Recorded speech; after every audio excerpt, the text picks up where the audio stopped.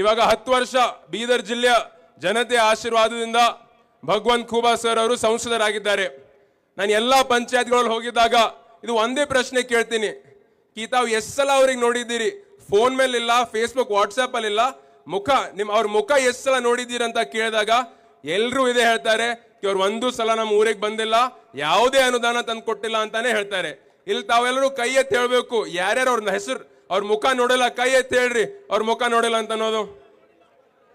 ನಿಜವಾಗಿ ಹೇಳ್ಬೇಕಂತಂದ್ರೆ ನಾನು ಕೂಡ ಯಾವತ್ತೂ ಅವರಿಗೆ ನಾನು ನೋಡಿಲ್ಲ. ಎಷ್ಟೋ ಬಿಜೆಪಿ ಮುಖಂಡರಿಗೂ ನಾಯಕರಿಗೆ ನಾನು ನೋಡಿದ್ದೀನಿ, ವೇದಿಕೆ ಮೇಲೆ ಬೇರೆ ಬೇರೆ ಕಾರ್ಯಕ್ರಮಗಳಲ್ಲಿ ಅವ್ರು ಸಿಗ್ತಾರೆ, ಆದ್ರೆ ಇವರಿಗೂ ನಾನು ಕೂಡ ಒಂದು ಸಲ ಅವ್ರಿಗೆ ನಾನು ನೋಡಿಲ್ಲ. ಅದಕ್ಕೆ ಅವ್ರ ಮನಸ್ಸಿನಲ್ಲಿ ಏನಿದೆ, 2 ಚುನಾವಣೆ ನಾನು ಬೇರೆಯವ್ರ ಹೆಸರು ಮೇಲೆ ಗೆದ್ದು ಬಂದಿದ್ದೀನಿ, ನನಗೆ ಕೆಲಸ ಮಾಡುವ ಅವಶ್ಯಕತೆ ಇಲ್ಲ, ನನಗೆ ಕಾರ್ಯಕರ್ತರಿಗೆ ಭೇಟಿ ಮಾಡುವ ಅವಶ್ಯಕತೆ ಇಲ್ಲ, ಮತ್ತೆ ನಾನು ಅವ್ರ ಹೆಸರು ಮೇಲೆ ಗೆದ್ದು ಬರ್ತೀನಿ, ನಾನು ಯಾಕೆ ಕೆಲಸ ಮಾಡ್ಬೇಕಂತ ಅವ್ರು ವಿಚಾರ ಮಾಡ್ತಾ ಇದ್ದಾರೆ. ಅದಕ್ಕೆ ನನ್ನ ವಿನಂತಿ, ತಮ್ಮೆಲ್ಲರ ಆಶೀರ್ವಾದದಿಂದ ನೀವು ನನಗೆ MP ಮಾಡಿದ ಮೇಲೆ, ಡೆಲ್ಲಿ ಕಳ್ಸಿಕೊಟ್ಟ ಮೇಲೆ 100ಕ್ಕೆ 100 24 ತಾಸು ನಿಮ್ಗೆ ನಾನು ಟೈಮ್ ಕೊಡ್ತೀನಿ, 24/7 ನಿಮ್ ಜೊತೆ ಇರ್ತೀನಿ, ನಿಮ್ ಕೈ ಹಿಡಿದು ನಾನು ಕೆಲಸ ಮಾಡ್ತೀನಿ ಅಂತ ಅಂಬುದು ನನಗೆ ಭರವಸೆ ಕೊಡ್ತೀನಿ. ನಿಮ್ ಕೈ ಯಾವತ್ತೂ ಬಿಡಲ್ಲ ಅಂತ ನಾನು ನಿಮ್ಗೆ ಆಶ್ವಾಸನೆ ಕೊಡ್ತೀನಿ. ಈಗಾಗಲೇ ವಿರೋಧಿಗಳು ಹೇಳ್ತಾರೆ ಇವ್ರ ಅನುಭವ ಕಡಿಮೆ ಇದೆ, ಯುವಕರಿದ್ದಾರೆ, ಚಿಕ್ಕವರಿದ್ದಾರೆ, ಅನುಭವ ಕಡಿಮೆ ಇದೆ ಅಂತ ಹೇಳ್ತಾರೆ. ಆದ್ರೆ ನನ್ನ ಅಭಿಪ್ರಾಯ ಪ್ರಕಾರ ಅನುಭವಕ್ಕಿಂತ ಜಾಸ್ತಿ ಏನ್ ಬೇಕು? ಇಚ್ಛಾಶಕ್ತಿ ಬೇಕು ಕೆಲಸ ಮಾಡಕ್ಕೆ. ಜನಸೇವೆ ಇದೆ. ರಾಜಕೀಯ ಅಂತಂದ್ರೆ ಜನಸೇವೆ. ಅನುಭವ ಕಡಿಮೆ ಇದ್ರು, ಅನುಭವ ಎಷ್ಟೇ ಇರ್ಬೋದು, ಎಷ್ಟೇ ಅನುಭವ ಇದ್ರು ಇಚ್ಛಾಶಕ್ತಿ ಇಲ್ಲ ಅಂತಂದ್ರೆ ಕೆಲಸ ಮಾಡಕ್ ಆಗಲ್ಲ. ಇಚ್ಛಾಶಕ್ತಿ ಇತ್ತು ಅಂತಂದ್ರೆ 6 ತಿಂಗಳು 1 ವರ್ಷದಲ್ಲಿ ನೀವು ಕಲ್ಕೋಬಹುದು, ಯಾವುದೇ ನೀವು ಕಲ್ಕೋಬಹುದು, ಯಾವ ರೀತಿ ಕೆಲಸ ಮಾಡಕ್ಕಂತ ಎಲ್ಲ ನಿಮ್ಗೆ ಗೊತ್ತಾಗತ್ತೆ.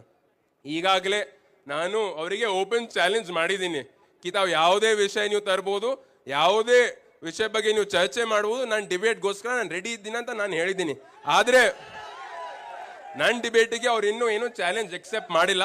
ಅದಕ್ಕೆ ನಾನೇ ಅವ್ರಿಗೆ ವಿಷಯ ಕೇಳ್ತೀನಿ, ನಾನೇ ಅವ್ರಿಗೆ ಪ್ರಶ್ನೆ ಕೇಳ್ತೀನಿ, ಅವ್ರು ಉತ್ತರ ಕೊಡಬೇಕು. ನಮ್ಮೆಲ್ಲ ಮಾಧ್ಯಮದವರು ಇಲ್ಲಿದ್ದೀರಿ, ಅದಕ್ಕೆ ಹೆಡ್ಲೈನ್ ಇದೇ ಬರಬೇಕು, ನಾನು ಪ್ರಶ್ನೆ ಕೇಳೋದು, ಅವ್ರು ಆ ಪ್ರಶ್ನೆಗೆ ಉತ್ತರ ಕೊಡಬೇಕು.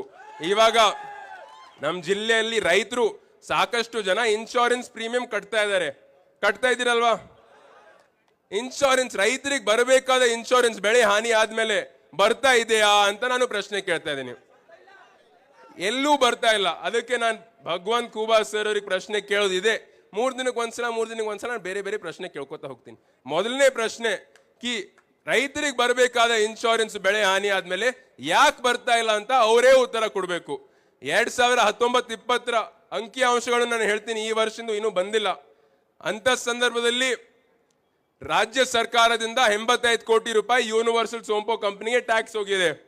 ಕೇಂದ್ರ ಸರ್ಕಾರದಿಂದ 85 ಕೋಟಿ ರೂಪಾಯಿ ಟ್ಯಾಕ್ಸ್ ಹೋಗಿದೆ, ನಮ್ಮ ಟ್ಯಾಕ್ಸ್ ಹೋಗಿದೆ. ರೈತರಿಂದ 15 ಕೋಟಿ ರೂಪಾಯಿ ಅವ್ರು ಕಲೆಕ್ಟ್ ಮಾಡಿದ್ದಾರೆ. ಒಟ್ಟಾಗಿ 185 ಕೋಟಿ ರೂಪಾಯಿ ಯೂನಿವರ್ಸಲ್ ಸೋಂಪೋ ಕಂಪನಿಗೆ ಹೋಗಿದೆ. ಈ 185 ಕೋಟಿ ರೂಪಾಯಿದಲ್ಲಿ ರೈತರಿಗೆ ಬಂದಿರುವ ಇನ್ಶೂರೆನ್ಸ್ ಕೇವಲ 70-80 ಲಕ್ಷ ಮಾತ್ರ. 184 ಕೋಟಿ ರೂಪಾಯಿ ಪ್ರಾಫಿಟ್ ಈ ಕಂಪನಿಗೆ ಆಗಿದೆ. ಕೇವಲ ಒಂದೇ ವರ್ಷದಲ್ಲಿ ಏನು ಕೆಲಸ ಇಲ್ಲದೇನೆ, ಏನು ಇನ್ವೆಸ್ಟ್ಮೆಂಟ್ ಮಾಡಲ್ದೇನೆ ರೈತರಿಗೆ ಇನ್ಶೂರೆನ್ಸ್ ಬೆಳೆ. आपके सपने हमारे अपने new Vishal developers private limited company. Knowledge Park, the creative school for quality and innovative education. Modern men's parlor, tattoo studio, body massage, haircut and marriage setup for boys done here. Near Punjabi Dhami main road Basavakalyan. ಆದ್ಮೇಲೆ ಅವ್ರ help line ಬಂದ್ ಮಾಡ್ಬಿಡ್ತಾರೆ.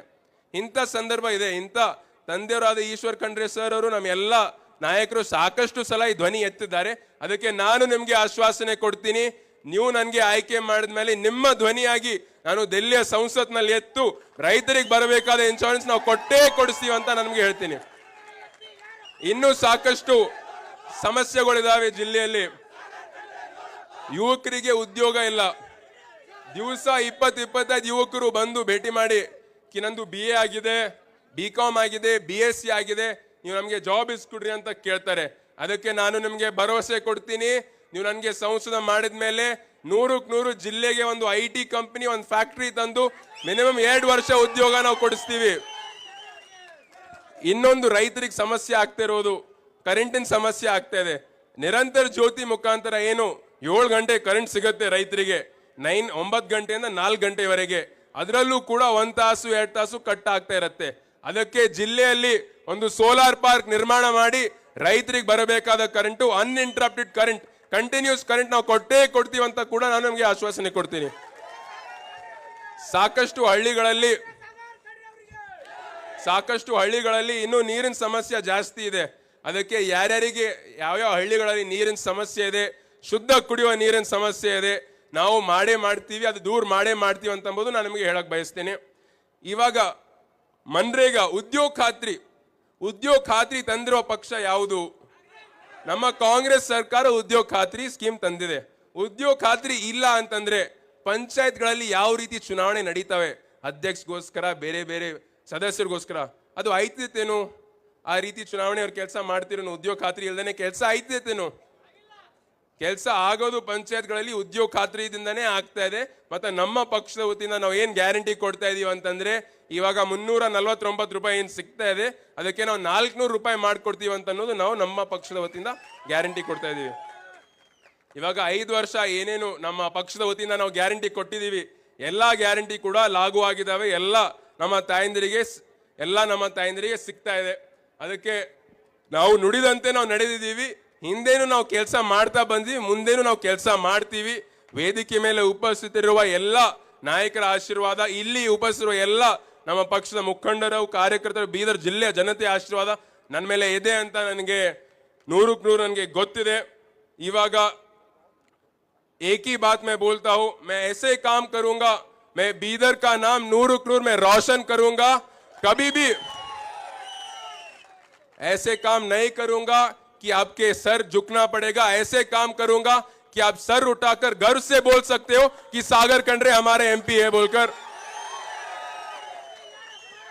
और हमारे देश में ED देशदल्ले ಎಲ್ಲಕ್ಕಿಂತ ಕಿರಿಯ ವಯಸ್ಸಿನ ಅಭ್ಯರ್ಥಿ ನಾನೇ ಆಗಿದ್ದೀನಿ. ಎಲ್ಲಕ್ಕಿಂತ ಕಿರಿಯ ವಯಸ್ಸಿನ ಅಭ್ಯರ್ಥಿ ನಾನೇ ಆಗಿದ್ದೀನಿ. ಅದಕ್ಕೆ ನಿಮ್ಮ ಆಶೀರ್ವಾದದಿಂದ ನನಗೆ ಡೆಲ್ಲಿ ಕಳಿಸ್ಕೊಟ್ಟ ಮೇಲೆ ನೀವು ಡೆಲ್ಲಿಯಿಂದ ಕಾಶ್ಮೀರಿಂದ ಕನ್ಯಾಕುಮಾರಿವರೆಗೂ ಯಾರೇ ಕೇಳಿದ್ರು ಕಿ ಯಂಗೆಸ್ಟ್ ಎಂಪಿ ಎಲ್ಲಕ್ಕಿಂತ ಕಿರಿಯ ವಯಸ್ಸಿನ ಎಂಪಿ ಎಲ್ಲಿಂದಿದ್ದಾರೆ ಅಂತಂದ್ರೆ ಬೀದರ್ ಜಿಲ್ಲೆ ಹೆಸರು ಬರುತ್ತೆ ಅಂತ ನಾನು ನಿಮಗೆ ಆಶ್ವಾಸನೆ ಕೊಡ್ತೀನಿ. ತಾವೆಲ್ಲರೂ ಇಷ್ಟು ಹೆಚ್ಚಿನ ಸಂಖ್ಯೆಯಲ್ಲಿ ಇಷ್ಟು ಬಿಸಿಲಲ್ಲಿ ಬಂದಿದ್ದೀರಿ, ಶೆಕೆ ಆಗ್ತದೆ, ಎಲ್ಲರೂ ನಿಮ್ ಖರ್ಚು ತಗೊಂಡು ಈಗ ಮಾಡ್ತಾ ಇದ್ರಿ, ನಮಗೂ ಎಲ್ರಿಗೂ ಶೆಕೆ ಆಗ್ತದೆ. ತಾವೆಲ್ಲರೂ ಇಷ್ಟು ಹೆಚ್ಚಿನ ಸಂಖ್ಯೆಯಲ್ಲಿ ಆಶೀರ್ವಾದ ಮಾಡಿಗೋಸ್ಕರ ತುಂಬಾ ಸಂತೋಷ ಆಗಿದೆ. ಎಲ್ಲರೂ ನಮ್ಮ ನಾಯಕರು ಎಲ್ಲ ಕಡೆಯಿಂದ ಬಂದಿದ್ದಾರೆ. ಎಲ್ರಿಗೂ ನಾನು ಮತ್ತೊಂದ್ಸಲ ಧನ್ಯವಾದ ಹೇಳ್ತಾ, ಇದೇ ರೀತಿ 7ನೇ ತಾರೀಕಿಗೆ ನಾವು ಹುಮ್ಮಸ್ಸು ನಾವು ಹೋಗ್ಬೇಕಾಗಿದೆ. 21 ದಿನಗಳಲ್ಲಿ ನಾವು ಇನ್ನೂ ಜಾಸ್ತಿ ನಾವು ಕೆಲಸ ಮಾಡಿ ನಾವು ಇನ್ನೂ ಜಾಸ್ತಿ ನಾವು ಬೂತ್ ಅಲ್ಲಿ ಮತದಾನ ಮಾಡ್ಬೇಕಂತ ಎಲ್ರಿಗೂ ನಾನು ಮತ್ತೊಂದ್ಸಲ ಮನವಿ ಮಾಡ್ಕೊತಾ, ನನಗೆ ಮಾತನಾಡುವ ಅವಕಾಶ ಮಾಡಿಕೊಟ್ರು ಎಲ್ರಿಗೂ ಮತ್ತೊಂದ್ಸಲ ಧನ್ಯವಾದಗಳನ್ನು ಹೇಳ್ತಾ 2 ಮಾತುಗಳನ್ನು ಮುಗಿಸುತ್ತೇನೆ.